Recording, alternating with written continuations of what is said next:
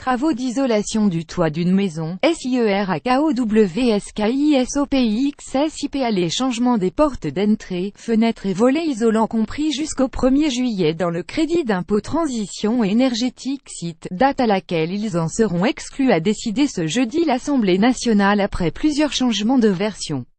Plus grand que à lire aussi budget 2018 ISF, CSG, taxes d'habitation, à qui vont vraiment profiter les baisses d'impôts.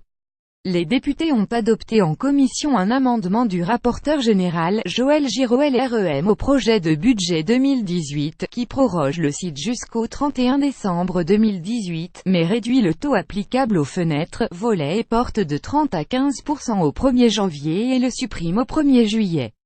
Les chaudières au fioul seront également exclues du champ du SIT à compter du 1er janvier. L'amendement devra être revoté en séance pour être adopté.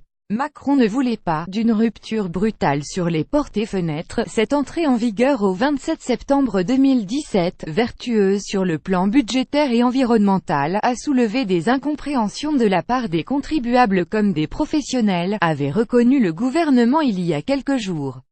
Les professionnels du bâtiment avaient mis en garde contre la destruction de 6 000 à 9 000 emplois en 2018, si la mesure était adoptée. Plus grand que à lire aussi le chèque énergétique pourrait pénaliser 1,3 million de Français. La justification initiale du gouvernement pour supprimer le SIT est que le changement de porte, fenêtres et volets ne présente pas un bon rapport coût-bénéfice, et a donné lieu à des effets d'aubaine.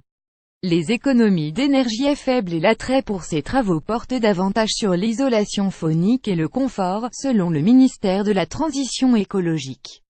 Des fabricants et installateurs de portes blindées ont profité indûment du SIT, avait ainsi affirmé récemment Emmanuel Macron devant les professionnels réunis pour les 24 heures du bâtiment.